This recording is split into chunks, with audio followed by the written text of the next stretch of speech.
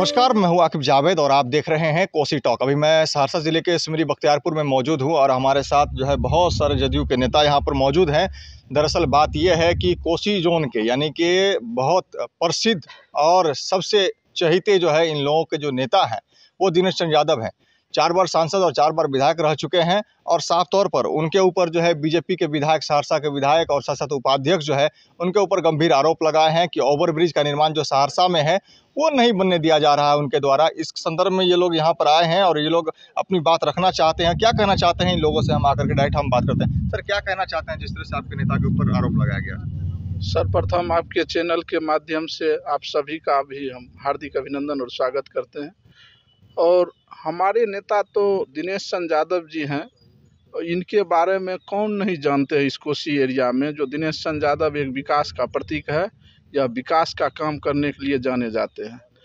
यह जो कुछ नेता है छोट भैया बीजेपी का नेता, उसके जैसे जैसे तो दिनेश चंद्र यादव 1000 वर्कर पैदा कर दिए हैं जो कभी भी उस सब लोग से लिए चुनाव लड़ने के लिए वो तैयार रहते हैं।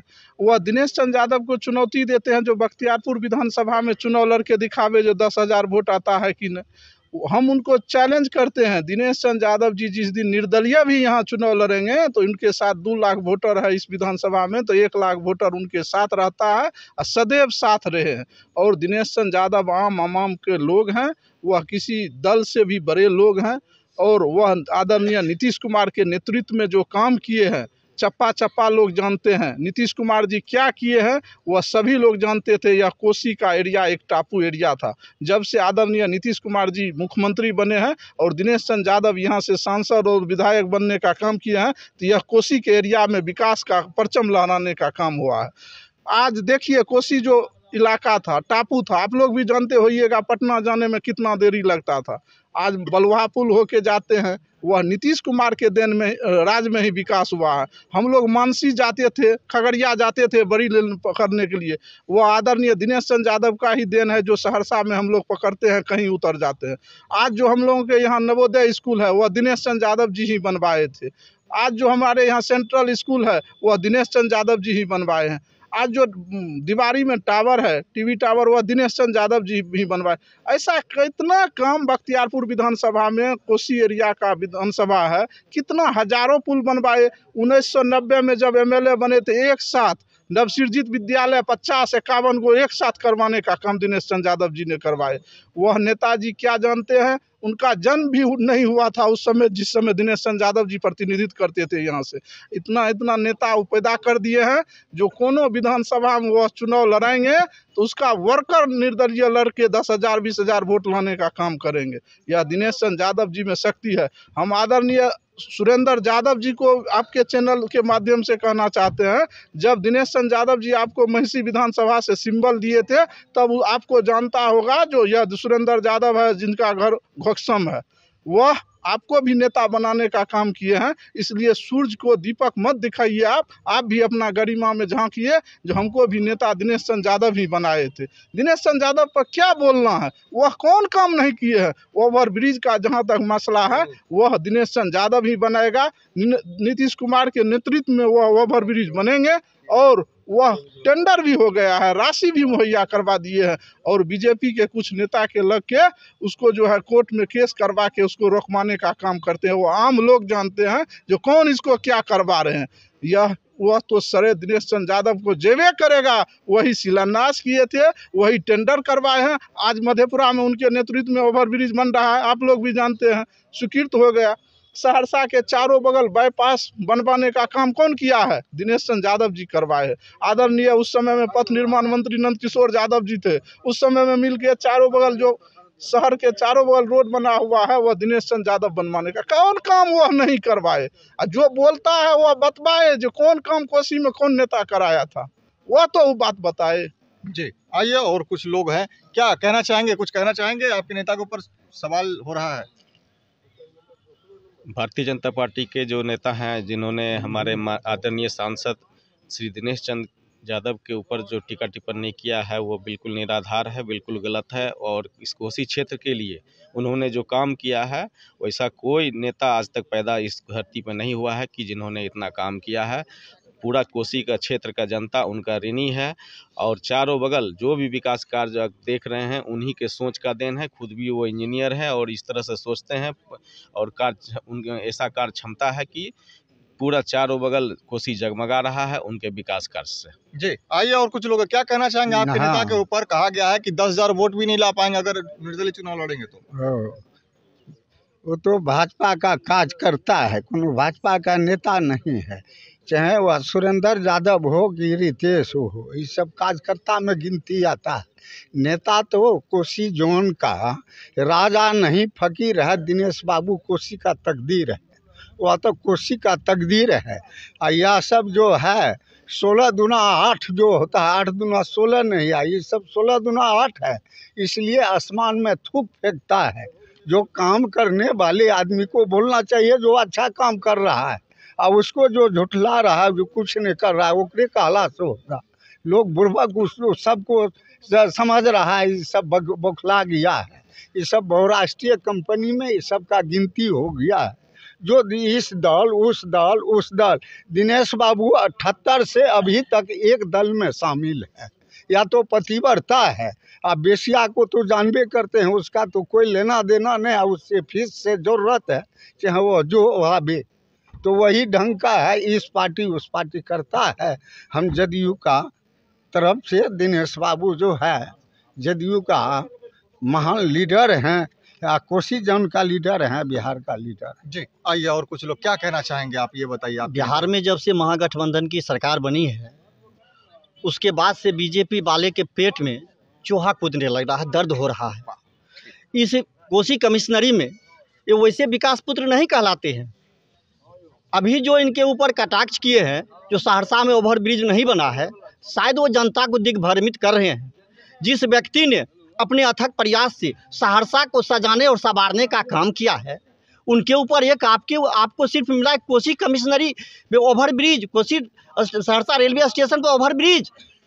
आप जनता को ठगिए। जब दिनेश चंद्र यादव ने सभी रेलवे ओवरब्रिज का सभी प्रक्रिया पूरा कर दिए, पूरा करने के बाद काम की शुरुआत होता, तो वो छूट भैया नेता जो अभी अपने आप को कह रहे हैं हम जनता के सेवक हैं, जो दिन में किस पार्टी में रहेंगे, रात में किस पार्टी में रहेंगे, और वो जब उसके ऊपर किसी भी तरह की आपत्ति आती है तो मैं अपने आंख से देखा हूँ, दिनेश चंद्र यादव के यहाँ जाकर के नतमस्तक होते हैं। उसको शर्म आना चाहिए। और जनता को दिग्भ्रमित कर रहे हैं और हाईकोर्ट में जाकर के रीट याचिका दिए हैं। जनता सब समझ चुकी है। और ये बिहार में महागठबंधन की सरकार है। यहाँ से जो आवाज़ निकलती है देश में नरेंद्र मोदी के तख्त को हिला देगा। दोस्तों, जहाँ तक यहाँ के एक छुट भैया नेता के बारे में बोलना चाहिए, मैं तो नहीं बोलना चाहता हूँ, क्योंकि जो पार्टी 24 घंटा में, जो व्यक्ति 24 घंटा में 24 पार्टी बदले और मात्र टिकट के लिए, वो जनता की सेवा क्या करेंगे? वो तो चाहते हैं किसी तरह से मैं विधानसभा मुखिया या वगैरह वगैरह जितना भी पद पर चला जाऊं, लेकिन ये संभव नहीं है।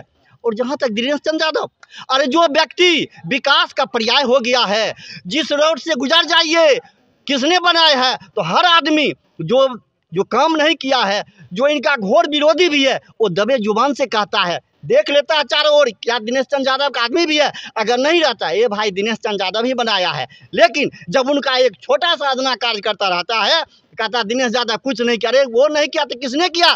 तुम भी तो 5 साल रहा सोनबरसा का, उस समय नेतृत्व किया तुमने, ये भी बोलो।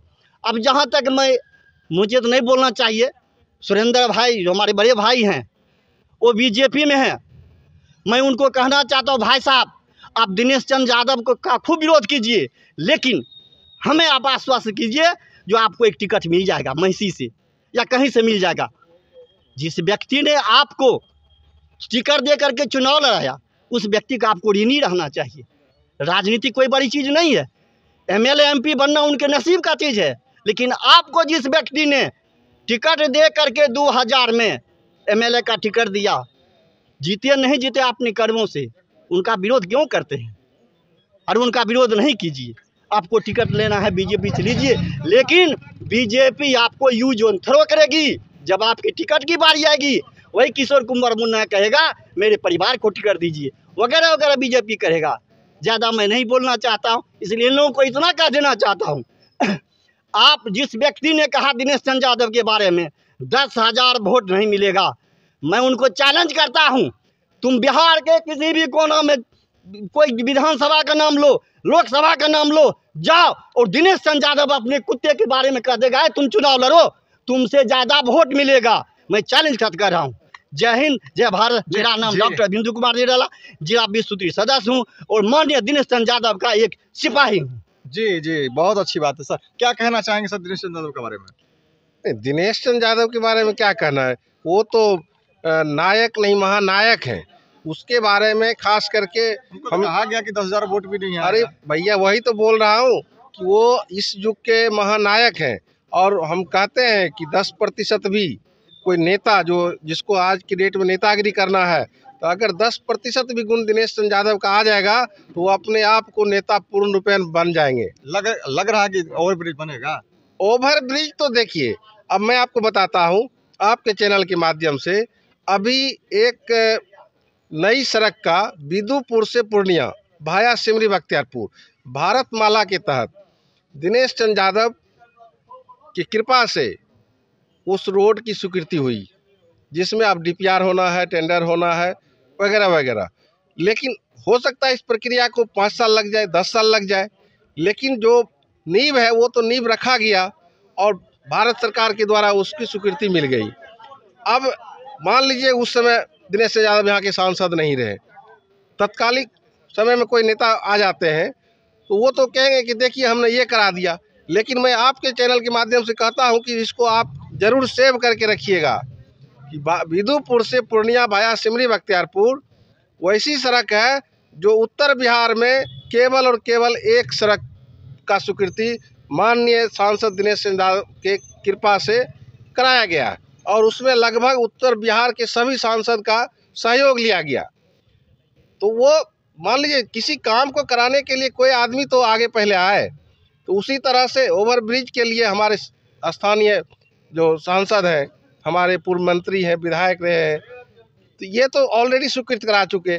अब ज़मीनी प्रॉब्लम है, उसको कोर्ट में दे करके उसको बाधित किया गया, तो ये सब अलग चीज़ है। काम की बात और विकास की बात हो तो 92 में 90 में पहले विधायक बने, 92 में जब अनुमंडल स्थापना की बात हुई कि सिमरी बख्तियारपुर को अनुमंडल बनाया जाए और सोनबरसा के तत्कालीन विधायक थे अशोक कुमार सिंह जी, उनका भी मांग था कि हम सोनबरसा को अनुमंडल बनावे, तो लालू जी उसमें कंडीशन रख दिए थे कि भाई एक आदमी मंत्रिमंडल में आ जाइए, एक आदमी अनुमंडल ले लीजिए, जिसमें हमारे नेता को ऑफर दिया गया था कि आप मंत्रिमंडल में आ जाइए।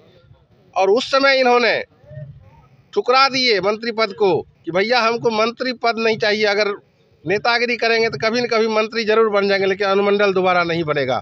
और उस समय मंत्रिमंडल को ठोकर मार करके अपना स्वार्थ नहीं देखे, जनता के हित को देखा कि हमारा विधानसभा का आदमी दूसरे जगह नहीं जाए और अनुमंडल का स्वीकृत कराने का काम किए। तो इसीलिए विकास की बात होगी तो इसके बारे में अगर हम बात करें, कोई करे, तो एक मोटी बुक लिखी जाएगी। इसीलिए अब रह गया कि हमारे जो नेता को क्या सलाह दीजिएगा जो अनर्गल बयान दे रहे हैं आपके नेता? हम तो बोले कि 10% भी गुण आ जाए हमारे नेता के जो क्रियाकलाप है तो वो अपने आप को पूर्ण रूप से नेता मान लेंगे। और छुटभैया नेता को मैं यही सलाह दूंगा कि भैया विधानसभा का आप चुनाव लड़े निर्दलीय होकर के, नर सेवा नारायण सेवा के संस्थापक है, एक अदना सा कार्यकर्ता जो नॉमिनेशन दे करके घरे पर रह गए, उसको भी आपसे अधिक वोट मिला। तो इसीलिए आप राजनीति की परिभाषा मत समझाइए और विकास की बात तो आपसे शोभा नहीं देता है, इसीलिए कि आपने 2 बार जिला परिषद का प्रतिनिधित्व किया। आप एक भी काम ऐसा गिना दीजिए कि क्षेत्र में जा कर के कि भैया हमने ये जिला परिषद काम करा दिया, तो हम लोग मान लेते। लेकिन इसीलिए चूँकि आप केवल और केवल लोगों को जाति पाति मुलझा करके जो राजनीति की भाषा सिखाते हैं, ये छोड़ दीजिए, विकास की बात कीजिए। और विकास करने वाले का कोई गुणगान करने की कमी नहीं है, जो विकास करते उस दिखता है कि हमने ये काम किया। इसीलिए छोटे भैया नेता को यही सलाह कि कुछ काम करके दिखाइए और जाइए अपने नेता से कहिए वे कुछ काम करे, तो स्वतः आपको जनता ऊपर उठा लगी। और टिकट के फेरा में मत बोखिए, टिकट उकट मिलने वाला नहीं है। कि कास्टिज्म यहाँ चलता है बीजेपी में, तो कास्टिज्म में आप जीरो हैं। जी, साफ तौर पर कहा गया है कि आप टिकट के चक्कर में मत रहिए, यहाँ कास्टिज़्म चलता है, यानी कि बीजेपी में कास्टिज़्म चलता है, कास्ट को देख करके ही टिकट दिया जाता है। साफ तौर पर इनका ये भी कहना है कि जो दिनेश चंद्र यादव का मुकाबला है वो कोई छोटा मोटा नेता नहीं कर सकता है, साफ तौर पर। और उनका और भी कहना है कि जो ओवरब्रिज का अब निर्माण होगा वो दिनेश चंद्र यादव ही करेंगे, शिलान्यास भी वही किए थे, अब उद्घाटन भी वही करेंगे। ऐसे ही खबरों को देखने के लिए आप बने रहें हमारे साथ और देखते रहें कोसी टॉक।